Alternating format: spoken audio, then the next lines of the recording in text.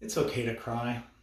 This is an essential life lesson that we hopefully all teach our children as an essential tool to help us process grief and heal and move on. If you're at a funeral and you hear someone spontaneously burst out into uncontrollable sobbing and despair, you'll approach them, hug them tightly, console them, let them know everything's okay, and tell them it's okay to cry. Just let it out. I've always seemed to see the world through a very different lens than most people. And I've always noticed that nobody ever says it's okay not to cry. It's okay to laugh at a time when you're supposed to be sad. I don't know why I'm like this, but I do know that I first noticed it on July 1st, 1977, at about 8 o'clock in the morning. It was a beautiful sunny summer day.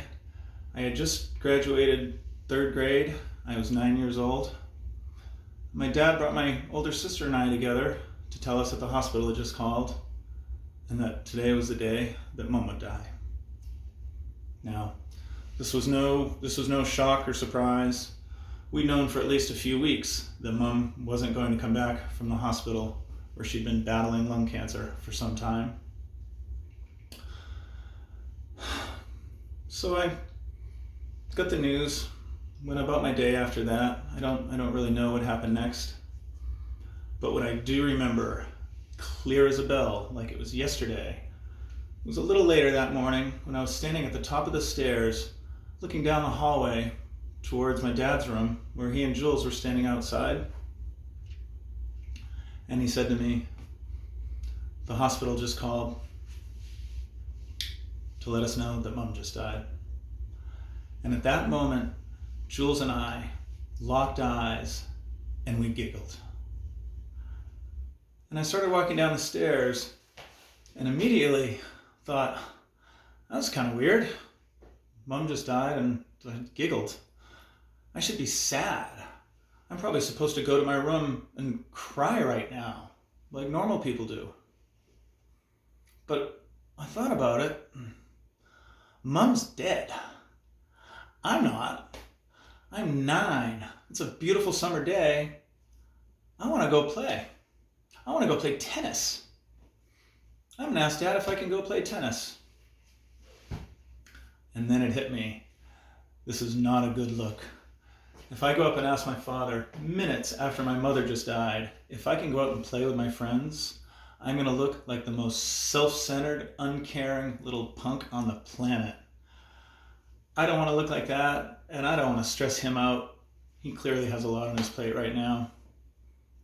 But I do want to play tennis, so I'm going to wait, let him get used to being a widow, whatever that means, and find the perfect time. And I start thinking about playing tennis for the day, and then it hits me. Mom's racket. Oh my God. This day may have started off pretty rough, but it just got a whole lot better. You see, 1977 was the end of the wooden racket era in tennis, and there was a new racket on the market, the Wilson T2000. It was made of metal. It was shiny, had a big round head on it instead of an oval like the other tennis rackets. And it was played, and it was as popular because it was used by one of the greatest players on the planet, who also happened to be my idol, Jimmy Connors. Even more importantly, the T2000 was the racket used by Ann Posey, my mother. And that racket was now going to be mine. And then it hits me for the second time today. This is a really bad look. I was worried about asking Dad if I can go play minutes after my mother died. Now I want to go ask my dad, before her body has even reached room temperature, if I can have her shit. Oh, this is rough.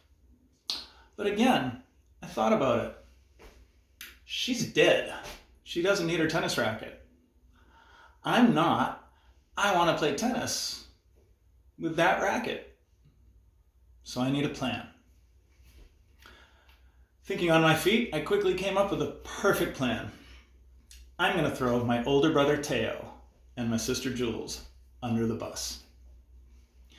At that moment, my 9-year-old brain concocted a device which I think every salesperson on the planet certainly has used, probably uses a lot.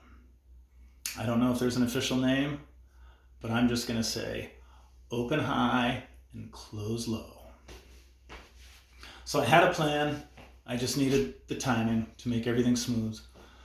Sure enough, a little while later, Dad walks out the front door towards his car. Presumably, he's going to the hospital to say goodbye to Mom and do whatever you do when your wife dies in the hospital. So it's now or never if I want to go play. So I run out and ask Dad, hey, can I go play tennis at the park with Stevie in a little while? He said, sure, of course that's okay.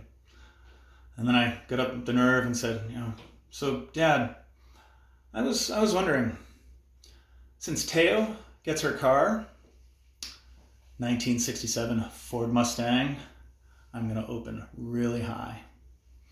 And since Jules certainly will get her clothes, my mother was a famous British fashion model and clothing designer with an amazing wardrobe, still keeping the bar pretty high. Since Teo gets her car and Jules gets her clothes, do you think I could have her tennis racket? Coming in low for the close. And it worked like a charm, as I expected. Dad said, yeah, have a good time, go play tennis. He hops in the car and takes off. I run in the house and I call up Stevie, tell him to come pick me up. And I run to the closet and pull my shiny new Wilson T2000 off the rack in the closet. Steve and I head to the park. We play some tennis for a while. Nothing eventful. I have no memories from actually playing. But I will never forget what happened next. As Steve puts his racket down and begins skipping around the playground, around the perimeter of the tennis courts, singing at the top of his lungs to any kid within earshot. His mother kicked the bucket, his mother kicked the bucket, his mother kicked the bucket. I almost died, laughing my ass off. To this day, that's one of the funniest things I can possibly think of. It is so far out there, so inappropriate, contains such great elements of comedy. It's twisted as fuck. It makes people uncomfortable. It's about me as an added bonus. And most importantly, it's real. I still can't believe it happened, and I will never forget it. After that, Steve and I walk over to the park bench, sitting under a tree with a few other kids. And there's a camp counselor there. These parks all had counselors, teenage kids that were paid to babysit us during the day. And there's just this poor teenage girl sitting there. And I still have Steve's song kind of kicking through my head, and I'm chuckling to myself when I get hit with the perfect one-liner. This is going to be devastating. It has all the great elements of comedy for me. It's seriously twisted. It's going to make people, especially this poor girl, so uncomfortable they don't know what to do. It's all about me, and it is real. I have my punchline, but I need the setup. So I think to myself, what's something really bad that's happened to me lately? Oh, what's the second worst thing to happen to me lately? And I think, and I have it. It doesn't take long. So when the timing's right, I look this girl in the eye and say, deadpan, man, it's been a really bad week. On Tuesday, my Little League team got knocked out of the playoffs. This morning, my mother died. Mic drop. I have no idea why I'm like this, where this lens of mine may have come from. But what I do know is that I'm not the only one. And if I am ever at a funeral and someone spontaneously bursts out into uncontrollable laughter and shrieks of joy, I will approach them, give them the biggest hug, and let them know that everything will be okay. And most importantly, I'll be sure to tell them that it's okay not to cry.